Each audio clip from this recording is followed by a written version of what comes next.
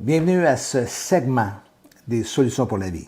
Je suis Denis Morissette et par ces différentes capsules, je veux vous aider à faire de meilleurs choix face aux grands enjeux de la vie et surtout, bien entendu, de votre propre vie. Si vous n'êtes pas encore abonné à cette chaîne, je vous encourage à le faire dès à présent. Est-ce qu'il existe des façons de mieux composer avec la vie, et ce malgré des débuts difficiles, malgré des conditions peu favorables, ou encore malgré les coups du sort ou l'âpreté de la vie? La réponse est oui. Mais en priorité, il faut savoir faire face à la réalité, quelle qu'elle soit, même si elle n'est pas agréable et même si elle n'est pas facile. Il existe tout de même des stratégies ou des compétences qui nous aident à tirer le meilleur parti de ce que nous vivons. Aujourd'hui, je vais vous en présenter trois importantes, mais je vais insister sur la première. Premièrement, l'habileté à résoudre les problèmes. En second lieu, le développement des dons et des capacités. Et troisièmement, la volonté de saisir les opportunités. Comme je viens tout juste de le mentionner, je vais développer chacun de ces aspects, dis-je, lors de prochaines capsules. Mais aujourd'hui, commençons par l'habileté à résoudre, ou comme je l'ai mentionné dans le titre, l'habileté à ne pas résoudre ou ne pas régler les problèmes. Dès le départ, ce que vous devez savoir, et c'est ce qu'a mis en lumière un auteur que j'aime beaucoup qui s'appelle Samuel Shoemaker, est le fait que tout le monde a un problème, est un problème ou vit avec un problème. C'est l'humanité entière. Et il a bien raison. La véritable question à se poser n'est pas d'avoir ou ne pas avoir de problème, mais savoir quoi en faire. Qu'est-ce qu'on fait avec ceux-ci? Dans une capsule précédente, j'ai mentionné que les gens doivent, comme acquisition de base de la vie, apprendre à résoudre les problèmes qui se présentent à eux. Cela peut paraître, je vous l'avoue, un peu simpliste au premier regard. Mais lorsqu'on s'y arrête vraiment, nous découvrons que cela n'est pas si facile. Nous avons la capacité, comme humains, de se trouver toutes sortes d'excuses pour ne rien régler, et évidemment pour ne pas leur faire face et ne pas les régler. Scott Peck, l'auteur américain, a dit un jour « Les problèmes ne disparaissent pas. Ils doivent être affrontés et résolus, sinon ils demeurent, évidemment, et vont bloquer notre croissance et notre développement spirituel. » Il a bien raison, ce psychiatre. Les problèmes freinent notre croissance et ils affectent notre personne entière tout autant que nos relations. Il est important donc de les résoudre. Toutefois, les gens ne s'y prennent pas tous de la même façon pour résoudre ou ne pas résoudre leurs problèmes. De façon générale, ils utilisent 7 stratégies pour dénouer les impasses dans lesquelles elles se trouvent. Sur ces 7, 6 sont complètement inefficaces. Et il faut que je vous en parle, et c'est le but de cette vidéo aujourd'hui. Premièrement, ils vont réprimer. Certains refoulent profondément leurs soucis à l'intérieur d'eux-mêmes. Ils sont conscients de ce à quoi ils vont en faire face, mais par peur ou par crainte, ils gardent tout à l'intérieur en les ressassant constamment. Bien sûr que dans leur entendement, ils cherchent une solution, mais tout cela demeure dans leur pensée, dans leur imagination, sans jamais se traduire par des actes concrets.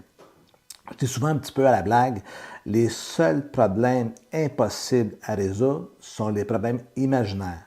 Pourquoi? Parce qu'ils n'existent pas, ils n'existent que dans notre imagination. Il faut donc faire face au réel, à la réalité, pour pouvoir les régler. La seconde stratégie que les gens utilisent, c'est de refuser les problèmes. Le refus de voir ou le refus de reconnaître la réalité des problèmes qui nous assaillent constitue une forme de déni. Nous utilisons ce mécanisme de défense à l'occasion, mais plus particulièrement lorsque nous sommes dépassés ou submergés. Ce n'est pas parce qu'on ne veut pas de problème que nous n'en aurons pas. Les problèmes, en fait, dans la vie, n'est pas qu'il y ait des problèmes. Le problème est de croire qu'il n'existe pas et qu'avoir des problèmes est un problème. Troisièmement, repousser. Demain, je m'en occupe, promis. Et le lendemain, le même manège se répète encore et encore. Chez certaines personnes, cela peut durer des années. Laissez-moi vous dire une vérité toute simple. Un problème non résolu est un problème non résolu.